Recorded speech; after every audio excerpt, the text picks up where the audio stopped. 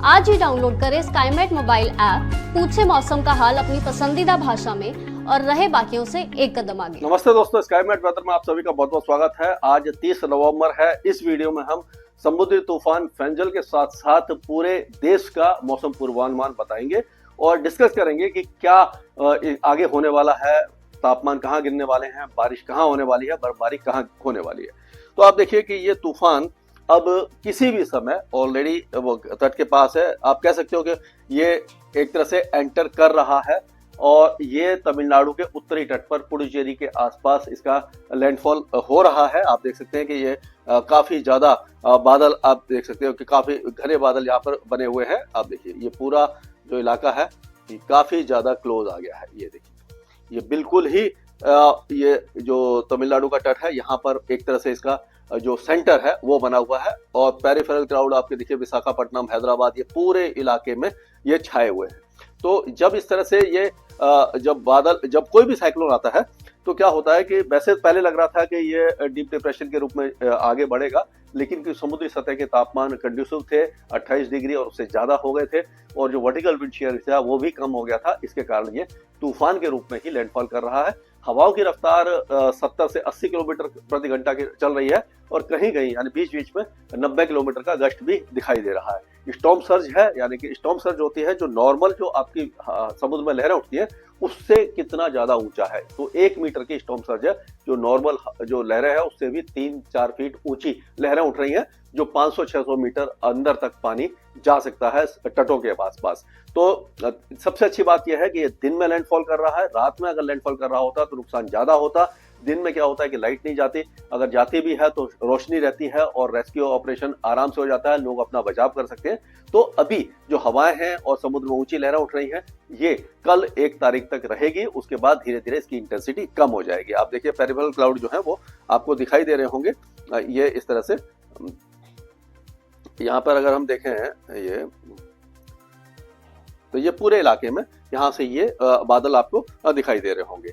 तो अगर हम इसको वैसे देखें, रूट के हिसाब से देखते हैं, तो रूट के हिसाब से अगर हम इसको देखते हैं तो आप देखिए ये इसको ये क्योंकि थोड़ा सा बड़ा हो गया, हाँ यहाँ पर ये साइक्लोन है, इसका नाम है फेंजल है, यानी लिखते हैं FENGAL लेकिन इसको बोलते हैं फेंजल।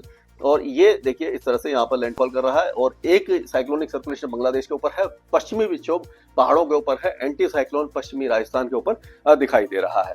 तो ये पहले इस तरह से था यहाँ पे। अब इसका जो रूट है वो आप देखिए कि यहाँ से ये बना था और ये चेन्नई के साउथ में पुडुचेरी के आसपास इसका लैंडफॉल यहाँ पर हो रहा है और जैसे ही ये लैंडफॉल करेगा उसके बाद ये कमजोर होने लग जाएगा, डीप डिप्रेशन बन जाएगा, उसके बाद डिप्रेशन बन जाएगा और ये आगे बढ़ना शुरू हो जाएगा। अब ये पिछले 24 घंटों में जो बारिश दी है बहुत ज्यादा नहीं दी है, इसने चेन्नई में काफी अच्छी बारिश दी है और बाकी जो तिरुपति, नेल्लोर, ये जो इलाके यहाँ पर अच्छी बारिश हुई है। लेकिन अब बारिश की गतिविधियां इस इलाके में बढ़ने वाली है। अगर हम देखें तो ये देखिए ये रेनफॉल का जो है एक तरह से मैप कह सकते हैं कि मॉडल है। इसमें आप देखिए कि जो चेन्नई के दक्षिणी तटों पर यानी दक्षिणी भागों में काफी ज्यादा तेज बारिश है, पुडुचेरी और उसके आसपास के इलाकों में भारी से अति भारी बारिश होगी और जो दक्षिणी आंध्र प्रदेश है यहाँ पर और अंदरूनी जो उत्तरी जिले हैं तमिलनाडु के, यहाँ पर भी तेज बारिश की संभावना नजर आ रही है। तो ये जब और आगे बढ़ेगा लैंडफॉल के बाद ये इसका इंटेंसिटी रहेगी कोस्टल एरियाज में, लेकिन फिर ये केरल और उसके आसपास भी इसका वो असर दिखाई देगा। और 2 दिनों के बाद आप देखिए कि ये इंटीरियर तमिलनाडु और नीलगिरी हिल्स के साथ साथ केरल में इसकी बारिश की गतिविधियां बढ़ जाएंगी। सबसे बड़ी बात यह है क्योंकि ये जो दक्षिणी सिरा है हमारे देश का वो काफी ज्यादा जो लैंड मास से कम है, तो कोई बड़ा वेदर सिस्टम होता है तो इसको पार करता हुआ अरब सागर में पहुंच जाता है। अगर हम देखें तो अरब सागर में आप देखिए कि 2-3 दिन के बाद ये यहाँ पर एक साइक्लोनिक सर्कुलेशन या लो प्रेशर एरिया बन सकता है, जो इसका लेकिन रूट ये रहेगा कि ये पश्चिम दिशा में, उत्तर पश्चिम दिशा में आगे बढ़ते हुए यमन की तरफ चला जाएगा। ये साइक्लोन बनने की संभावना इसकी नहीं है, लेकिन हाँ डिप्रेशन फिर से बन सकता है। तो यानी कि ये यहाँ से जो बना है वो पूरे भारत को क्रॉस करके यानी कि साउथ टिप को क्रॉस करके आगे निकलने की इसकी संभावना काफी ज्यादा प्रबल होती जा रही है। तो ये इस तरह का ये यहाँ पर एक तरह से कह सकते हैं कि एपिसोड आपको दिखाई देगा। और 1 मिनट में इसको लगा लूं, हाँ तो ये जो यहाँ पर इसका असर है तो ये इस तरह से जो यहाँ पर ये बना था, ये देखिए साइक्लोन यहाँ पर बना, अंदर आया, यहाँ पर डिप्रेशन बनेगा, यहाँ पर आकर लो प्रेशर एरिया बन जाएगा। ये इस तरह से पार करता हुआ जाएगा। तो जो हवाएं हैं वो काफी ज्यादा तेज चल रही हैं और कल से इसकी इंटेंसिटी कम होने लग जाएगी। अगर हम इसको मैप के हिसाब से देखें, बाकी ये तो मैंने बात कर ली कि मतलब दक्षिण भारत में बारिश होगी। अब पूरे भारत की अगर हम बात करें तो वेस्टर्न डिस्टर्बेंस मैंने आपको दिखाया था कि पहाड़ों पर है, तो इसका प्रभाव गिलगिट बाल्टिस्तान, मुजफ्फराबाद, लद्दाख, जम्मू कश्मीर और हिमाचल प्रदेश के कई जिलों में दिखाई देगा। स्नोफॉल हो रही है, आगे भी जारी रहेगी अगले 24 घंटों तक, उसके बाद समाप्त हो जाएगी। वेस्टर्न डिस्टर्बेंस आगे बढ़ जाएगा, निचले इलाकों में हल्की बारिश हो सकती है। उत्तराखंड के ऊंचे पहाड़ों पर ही आपको ये हिमाचल के और उत्तराखंड के ऊंचे पहाड़ों पर आपको बारिश और बर्फबारी दिखाई देगी। लेकिन पंजाब और उसके आसपास के इलाकों में इसका असर ज्यादा नहीं दिखाई दे रहा है कि हवाएं थोड़ी सी कमजोर हो गई हैं, उसके कारण पॉल्यूशन थोड़ा सा बढ़ जाएगा उत्तर भारत में। लेकिन अब ऐसा लग रहा है कि 2 तारीख से 2 दिसंबर से फिर जब उत्तरी हवाएं चलेंगी तो जो बर्फबारी जहां पर स्नोफॉल हो चुका होगा वहां से जब ये बर्फीली हवाएं चलेंगी तो ये पूरे पंजाब का और हरियाणा और दिल्ली, ये जो हरियाणा और दिल्ली है, इन सारे इलाकों का ये टेम्परेचर गिरा देंगी। और यहाँ पर जब टेम्परेचर गिरेगा तो सर्दी की शुरुआत हो जाएगी। आपने देखा होगा कि 2 दिनों से दिल्ली में भी टेम्परेचर 10 डिग्री के नीचे आ गया है। हरियाणा और पंजाब के कई इलाकों में 10 डिग्री के नीचे टेम्परेचर है। उत्तरी राजस्थान में भी 10 डिग्री के नीचे तापमान है। अब 1-2 डिग्री की और ज्यादा गिरावट होगी, यानी कि सुबह और रात की सर्दी बढ़ जाएगी। दिन में भी तापमान थोड़े से गिरने लग जाएंगे। 25 डिग्री के नीचे कई इलाकों में तापमान आपको दिखाई देंगे।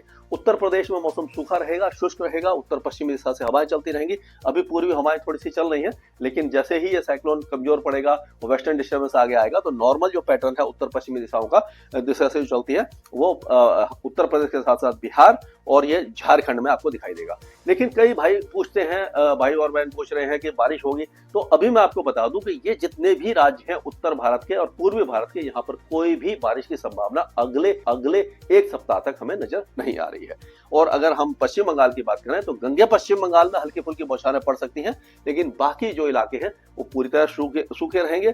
और उसी तरह से मणिपुर, मिजोरम और त्रिपुरा के जो दक्षिणी इलाके हैं, यहाँ पर उत्तर पूर्वी राज्यों में हल्की बारिश होगी, बाकी इलाके सूखे रहने वाले हैं। राजस्थान की अगर हम बात करते हैं तो राजस्थान में अब सर्दी बढ़ने वाली है। दिन में भी धीरे धीरे टेम्परेचर गिरेंगे और ये 2 या 3 तारीख से जो कड़ाके की सर्दी है सुबह के समय कई इलाकों में दिखाई देगी।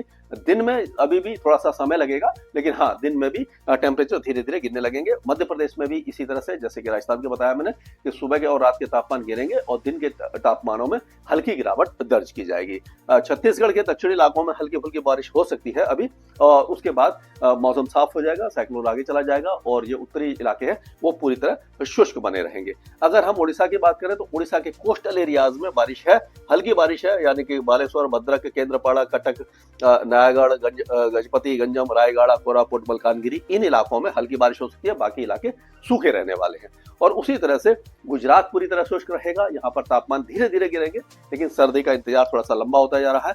अगर हम महाराष्ट्र की बात करते हैं तो महाराष्ट्र में ऐसा लग रहा है कि विदर्भ के दक्षिणी इलाके और मराठवाड़ा के कुछ इलाकों में 2 दिनों के बाद हल्की बारिश हो सकती है, लेकिन मुंबई और उस बाकी सारे जो इलाके हैं वो पूरी तरह शुष्क बने रहेंगे। अगर देखा जाए, हम देखें तो आप देखें कि इस तरह से जो यहाँ पर बारिश की गतिविधियां हैं, ये विदर्भ के कुछ इलाकों में, यानी मराठवाड़ा के कुछ इलाकों में बहुत हल्की बारिश आपको दिखाई देने वाली है, लेकिन बाकी इलाके पूरी तरह शुष्क रहेंगे। और अगर हम पूरा फिर से वहां चलते हैं, ये